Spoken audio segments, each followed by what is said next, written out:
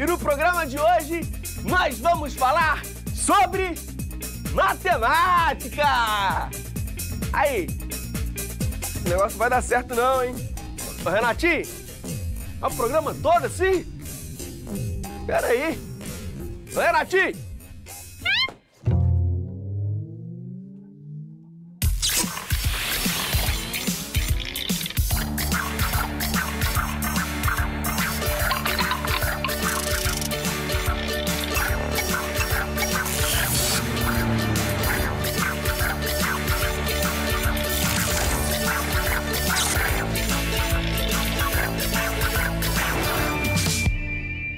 Hora do Enem no ar! E hoje a gente troca uma ideia sobre Big Data, Data Mining, algoritmos.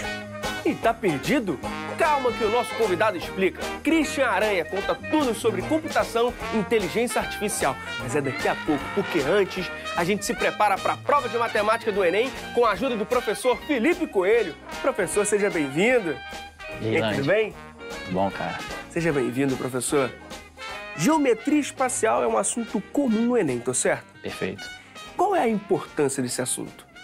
Olha, Land, esse assunto ele tem a capacidade de desenvolver a nossa visualização, ou seja, a capacidade de imaginar, de movimentar, de enxergar sem ver, né? Aliás, no Enem é um assunto que é muito cobrado em relação ao volume de sólidos, né? E sólidos é um dos temas estudados na geometria espacial. Show de bola. E aí, vamos ver uma questão sobre esse tema? Vamos lá. Aí, se liga, hein? Roda aí. Vamos fazer mais uma questãozinha. Dá uma olhada no problema aí, pessoal. Em regiões agrícolas, é comum a presença de silos para armazenamento e secagem da produção de grãos, no formato de um cilindro reto, sobreposto por um cone e dimensões indicadas na figura. O silo fica cheio e o transporte dos grãos é feito em caminhões de carga cuja capacidade é de 20 metros cúbicos. Uma região possui um silo cheio e apenas um caminhão para transportar os grãos para a usina de beneficiamento. Bom, gente, esse problema especificamente trata sobre geometria espacial. A gente precisa calcular volume de duas figuras espaciais, que são um cilindro e um cone reto. A gente tem que lembrar nesse problema que para calcular o volume dessas duas figuras, existem dois cálculos específicos. No caso do cilindro, a gente vai fazer o volume como sendo área da base vezes altura, e no caso do cone, a gente vai fazer o volume como sendo a área da base vezes a altura dividido por 3, tá bom? Finalmente, a gente vai calcular quantas vezes a gente precisa que o caminhão de 20 metros cúbicos consiga transportar todo o volume através de uma regra de 3, beleza? Vamos para a solução. Bom, primeira coisa que nós vamos calcular são os volumes dessas duas figuras. Então, o volume total que a gente tem nesse problema é o volume do cilindro mais o volume do cone. Tá? O volume do cilindro é área da base vezes altura, então é π vezes 3 ao quadrado, área de um círculo de raio 3, vezes a altura, que é 12, tudo isso mais o volume do cone, que é 1/3 da área da base, π vezes 3 ao quadrado, vezes a altura do cone, que é igual a 3. A gente faz as simplificações possíveis aqui nesse problema, então como o π é aproximadamente igual a 3, a gente pode cortar o π e o 3 nessa continha, e a gente fica com o seguinte, π é aproximadamente 3. 3 ao quadrado é 9, portanto 9 vezes 3, 27 vezes 12. Tudo isso mais 27. Portanto, 27 vezes 12 mais 27, isso é igual a 27 vezes 13. Tá bom? Então, esse é o volume total do silo. Só que um caminhão tem um volume de 20 metros cúbicos. Então, quantos caminhões seriam necessários? Ou seja, nesse problema, quantas viagens seriam necessárias para que a gente pudesse transportar todo o volume, que é 27 vezes 13 metros cúbicos, portanto, 351 metros cúbicos. Tá bom? A gente vai fazer a continha, portanto, x vai ser igual a 351 dividido por 20. Essa continha aqui, ela dá aproximadamente o valor de 17,55. Ou seja, eu precisaria, nesse problema, de 17,55 vezes caminhões para poder transportar todo esse volume. Só que eu quero, na verdade, a quantidade mínima de viagens. Não tem como um caminhão fazer 17,5 viagens. Ele deve fazer, no mínimo, 18 viagens para que a gente possa carregar todo o volume dentro desse silo. Beleza, gente? Valeu, professor Sandro. Cálculo de volumes, qual a melhor estratégia para estudar? Olha, primeiro que é importante a gente diferenciar volume de capacidade, né? Mas em matemática, a gente entende que, por exemplo, o volume de um cilindro, ele é equivalente à capacidade do cilindro. Ou seja, você precisa entender como funciona aquela região interna de um cilindro. Como que você pode ocupar aquela região interna de um cilindro, né? Você pode ocupá-la através de círculos, de um empilhamento de círculos. Ou seja, aquele espaço, ele pode ser medido através de um empilhamento de círculos. Isso é uma ideia intuitiva. Ou seja, o volume do cilindro ele pode ser obtido através do produto dessa área pela altura do cilindro. Isso no caso do cilindro e dos prismas também. Já nas pirâmides e nos cones, a ideia não é tão intuitiva, porque a fórmula tem um terço. Além da área da base vezes a altura, você tem uma divisão por 3. Então, no final das contas, o candidato ele acaba decorando, né, essas fórmulas, mas ela pode ser obtida intuitivamente. E o que o candidato precisava saber para acertar essa questão? Essa questão ela pode ser dividida basicamente em 3 etapas, né? A primeira etapa é o cálculo do volume. E aí o candidato ele precisa saber das fórmulas do cálculo de volume. Num segundo momento, ele precisa entender que a ideia da divisão está por trás do cálculo da quantidade de caminhões, que vai recolher a quantidade de grãos. E por fim, após realizar essa divisão, ele encontra o número 17,55 caminhões. E ele precisa interpretar esse número e ver que para você conseguir carregar toda aquela quantidade de grãos, você precisa de 17,55 caminhões. Isso não existe, né? Então você precisa de 18 caminhões, ou seja, ele precisa do cálculo do volume, que são as fórmulas, ele precisa entender o significado da divisão, que é um tema que também vale a pena o candidato dar uma estudada sobre as diferentes interpretações da divisão, e por fim, a interpretação do número, 17,55 no caso. Professor, geralmente o Enem pede cálculo de volumes de que figuras geométricas? São as estudadas em sala de aula. Você tem o cilindro, os prismas, as pirâmides, os cones e as esferas. A gente viu ali que o professor usou um valor aproximado de π. A gente tem que usar isso sempre? Tem que fazer isso sempre, aproximar esse valor? Não, não é necessário fazer essa aproximação sempre. Acontece muito das alternativas apresentarem opções com o número π, em função do π. Então, você não precisa aproximar. Mas pode acontecer de você precisar, por exemplo, quando uma questão pedir uma resposta aproximada. Às vezes, a questão te dá o valor do π aproximado, 3 ou 3,14. Se não der, você pode usar um desses 2 valores. Em geral, não faz muita diferença. As alternativas são colocadas de forma que isso não seja um problema. Agora, 2 perguntas clássicas, professor. Primeira, quando a gente aprende tudo isso no colégio? Olha, isso depende muito da organização da escola, mas geralmente no 2º ano do ensino médio e no 3º ano. Segunda, para quem quer estudar mais, qual é a sugestão? Olha, eu recomendo o desenvolvimento da habilidade da visualização. Ela é fundamental, né? Você imaginar esses objetos geométricos, girar esses objetos, abri-los, fechá-los, conhecer as suas planificações.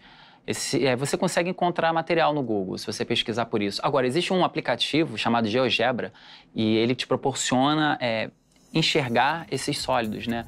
Você pode, aliás, explorar figuras geométricas de 2 dimensões ou de 3 dimensões. A gente viu a questão sobre geometria espacial que envolve cálculos de volumes. Bom, que outros temas são comuns no Enem? Olha, além do cálculo de volumes, cálculo de áreas também aparece bastante, cálculo de perímetros, razões e proporções, porcentagem, análise combinatória e probabilidade. São assuntos que... além dos gráficos e tabelas também. Anotou? Viu? Então vamos para outra questão? Vamos lá!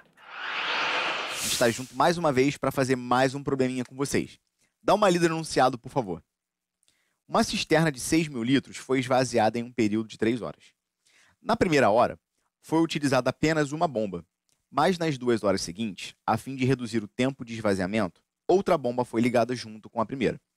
O gráfico, formado por 2 segmentos de reta, mostra o volume de água presente na cisterna em função do tempo. Então, a gente tem aqui o gráfico demonstrativo de como funcionou o esvaziamento desse reservatório. Na primeira hora, apenas uma bomba ligada. Na segunda hora, a gente tem as 2 bombas ligadas e você vê que o volume ele decresce muito mais rapidamente em função do tempo.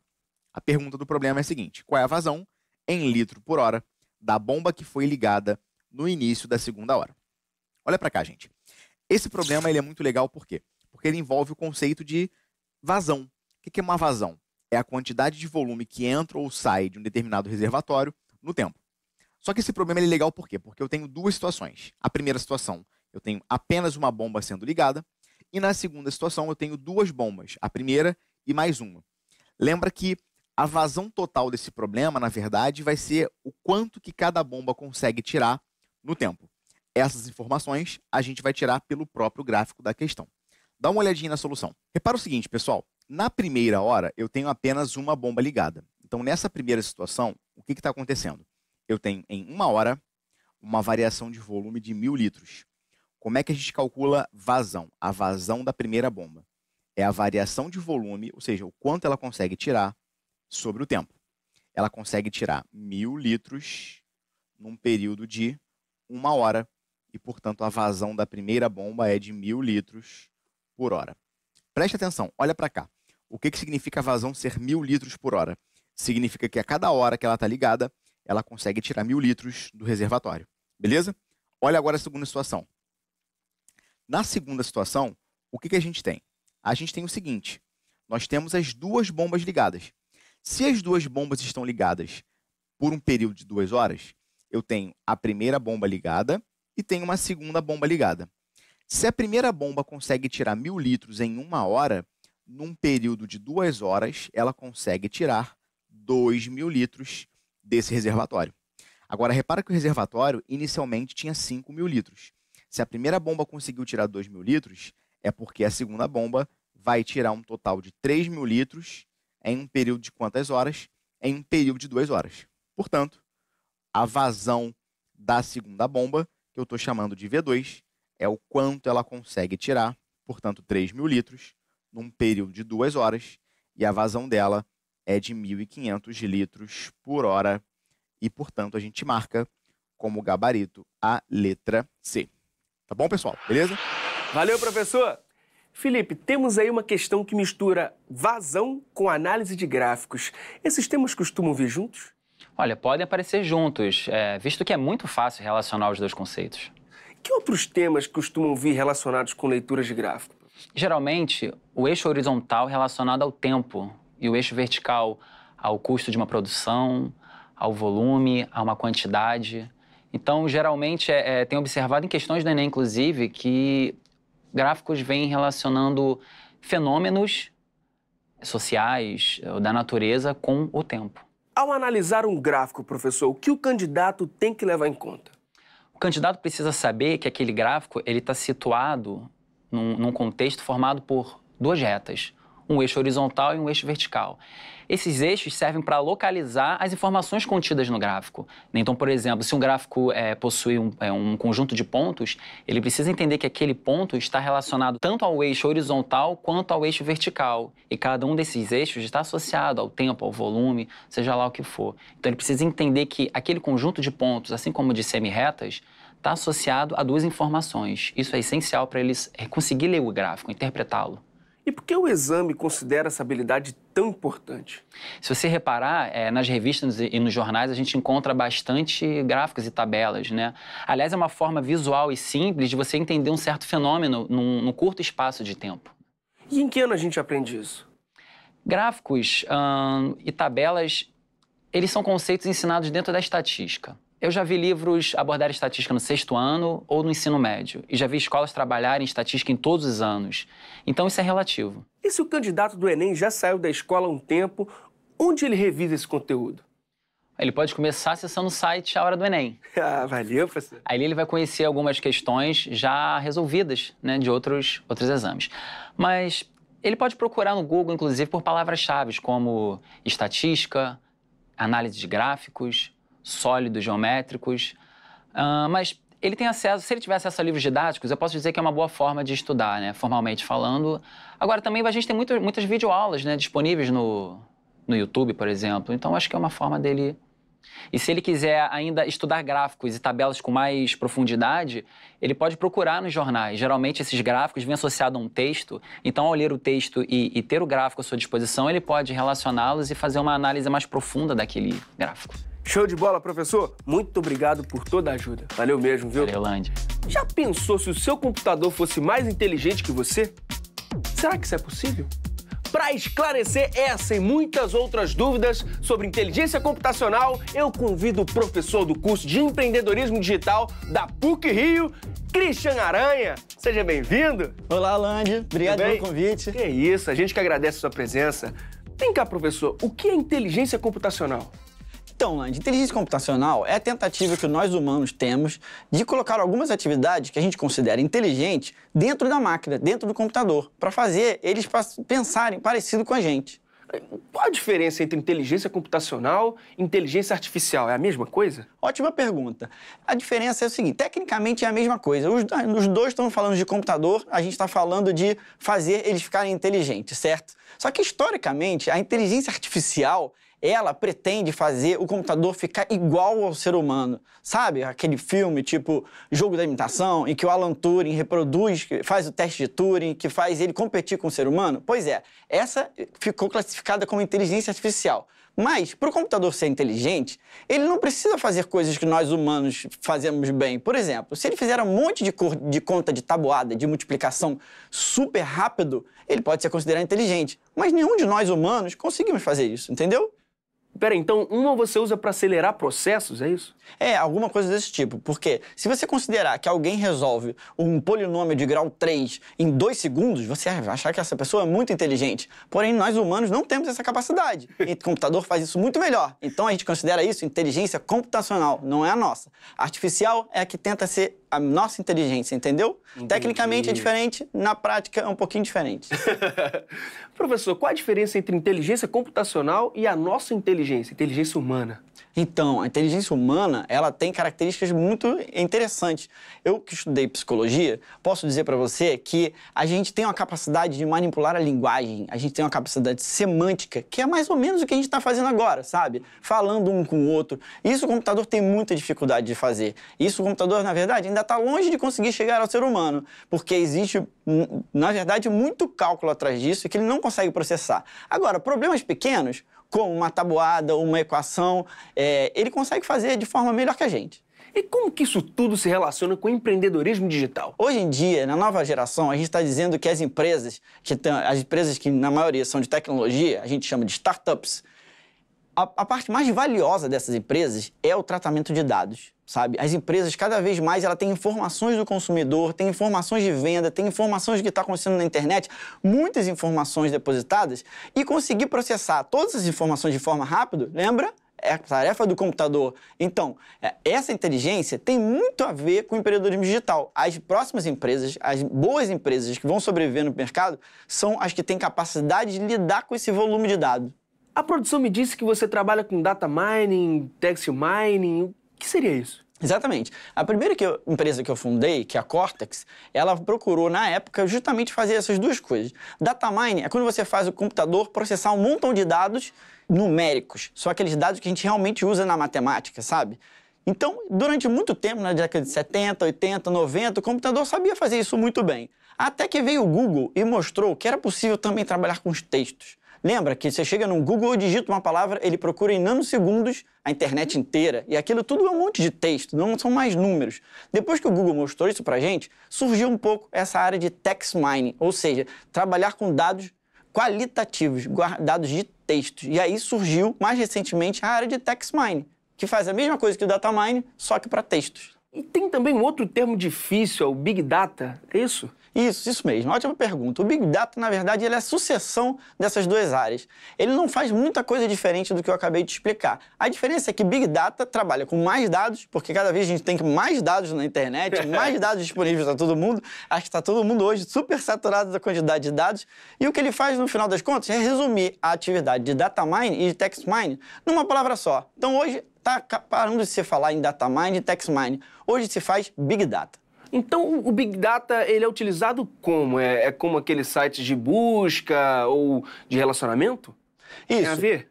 Tem super a ver. Por quê? O Big Data, principalmente, ele surgiu por causa dessas grandes empresas que todo mundo conhece. Sabe? Google, Facebook, Twitter, Instagram. Todo mundo conhece, todo mundo aqui usa esse tipo de coisa. Isso significa que a gente está colocando todo dia um montão de informação nos repositórios, nas bases de dados dessas pessoas. Essas foram as primeiras empresas a ter que lidar com um volume muito grande de dados do mundo inteiro. É tipo terabyte de informação, é muita informação. Então, eles é que tiveram que começar a desvendar essa nova tecnologia que a gente chama de Big Data. Ou seja, tudo a ver porque Big Data veio por a necessidade dessas grandes empresas em conseguir resolver esse volume de dados, entende? E tem algum risco pra gente de colocar dados pessoais na internet? Como é isso? Na verdade, todo mundo hoje, quando entra no Facebook e tal, a gente aperta um botãozinho que autoriza o Facebook a um montão de coisa que a gente mal lê, na verdade, né? No fundo, a gente está entregando um monte de informação que é nossa para o Facebook. Hoje, ele é dono das nossas informações. Tudo que você publica lá é de propriedade do Facebook. Então, eles podem fazer o que quiser. Tudo bem, eles dizem que não vão fazer nada, mas, por exemplo, a tecnologia pode ser hackeada. Você já viu, por exemplo, aquele filme do Snowden? Snowden. O Snowden, aquele filme em que ele trabalhava lá na NSA, nos Estados Unidos, e ele desenvolveu um algoritmo, que é o X-Keyscore, que conseguia acessar qualquer informação de qualquer pessoa do mundo. E como a gente faz para se proteger? Tem alguma forma? Não tem? O que você tem que fazer para se proteger é minimamente tentar não clicar em links que você não conhece, não entrar em sites desconhecidos, porque qualquer coisa disso pode ser uma porta de entrada para alguém tentando hackear o seu computador. Fora isso, a gente tá dentro da chuva, é para se molhar, não tem jeito. E ler os termos de uso, né? Tem aquela coisa, ninguém lê. É importante, se puder ler, mas a maioria das pessoas não faz isso, infelizmente. Professor, e o Big Data, como se relaciona com a política?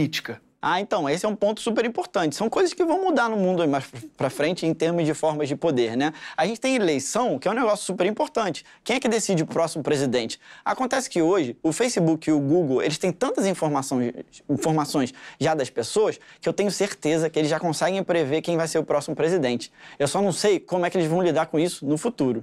E como a gente faz para se preparar para o futuro, professor? Então, ótima pergunta de novo, Landy. Por quê? Essa realmente é uma preocupação das pessoas, dos jovens que estão crescendo hoje em dia e vão ter que enfrentar esse mercado em que as máquinas estão cada vez mais fazendo tarefas que nós fazemos. Então, tem que lembrar que a parte da semântica e da linguagem, eles vão ter bastante dificuldade para conseguir chegar lá, né? Então, esquece esse negócio de tentar fazer conta rápido, porque a máquina de calcular vai fazer pra gente. A gente tem que ser cada vez mais criativo, a gente tem que saber cada vez mais como interagir melhor com as pessoas, como tratar melhor o outro. Essa vai ser a parte que vai ser super importante para nós no futuro. Enquanto que o computador vai estar trabalhando nas coisas que a gente achava chato, vamos dizer assim. E para quem está ouvindo nosso papo e se interessou muito por inteligência computacional e quer trabalhar nessa área, qual o seu conselho? Então, olha só, meu conselho é o seguinte. Primeiro, hoje em dia a gente nunca mais para de estudar, tá? Então não adianta achar que vai sair da escola e vai parar de estudar. É estudar bastante. Quais são as principais ferramentas?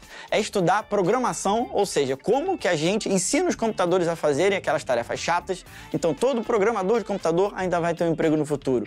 E como é que a gente trabalha com esses dados, né? Essa inteligência computacional, ela surge da onde?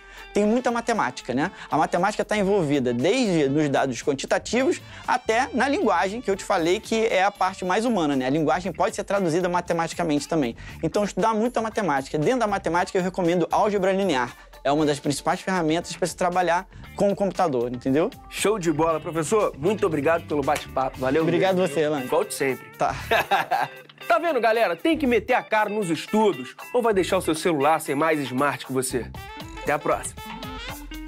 Então, galera, para você que tem muito medo de matemática, mas já gosta de tecnologia, já gosta de mexer no computador, já tem um celular novo, então é uma ótima porta de entrada para você começar a estudar matemática. No final das contas, você já está exercitando a lógica. Os jogos, os videogames, já tem muita coisa de gamification. É a melhor coisa para vocês entrarem no mundo da matemática. Não precisa ser aquela matemática super complicada de polinômios que a gente nunca vai usar no resto da vida. O importante é exercitar a lógica.